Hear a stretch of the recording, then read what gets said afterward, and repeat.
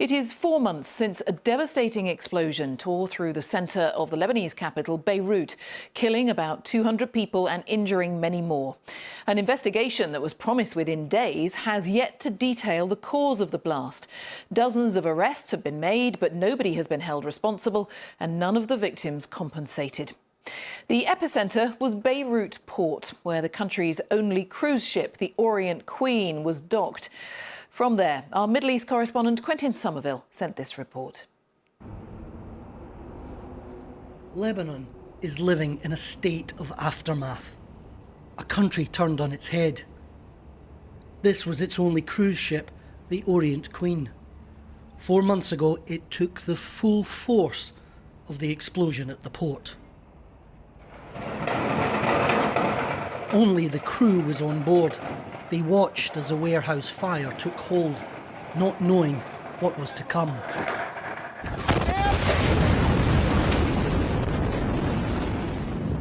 The ship's home port, its safe harbour, lay in ruins.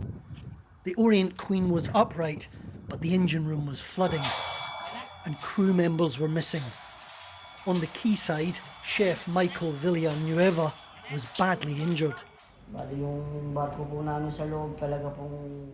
Our ship's interior was wrecked. We had a hard time getting out. I didn't feel the second blast because I was slammed into a wall on the first one. When I came to, I tried to stand, but my leg was shattered. Now back in the Philippines, 4 operations later, they've managed to save his leg. The port and much of Beirut was in chaos. At the Orient Queen, they were still searching for missing crew. It took more than 2 hours to find the body of Haile Reta. The Ethiopian crewman had been blown off the ship. He was found at a nearby pier. Mustafa Beirut wouldn't be found for days. His father travelled from Syria. His DNA was used to identify his son's remains. The explosion tore away any remaining shred of credibility from a government that stored for years dangerous chemicals here in the heart of the city. It's too much for the brain to accept and for the heart to even handle. Hannah Abu Mehri is the ship's owner. If this happened to metal and to concrete, can you even imagine? She's seeing the wreckage for the first time.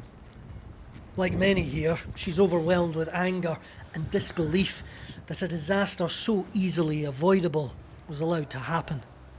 I blame every person that knew what was there at the port and not taking action.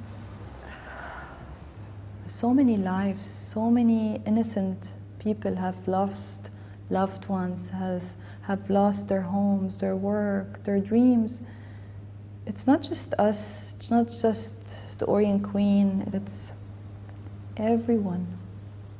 Dozens of arrests have been made, but an investigation that was promised to take only days, 4 months later, is still dragging on. This is a crime scene. The government knew that the dangerous chemicals were being stored here, so did the judiciary, so too did the port authorities. It was only the Lebanese people who were being kept in the dark, and few of them believe that the truth will ever emerge from this pit of corruption. The Orient Queen is lost. She'll never sail again, and the reputation of the authorities that allowed this to happen is beyond salvage. Quentin Sommerville, BBC News, Beirut.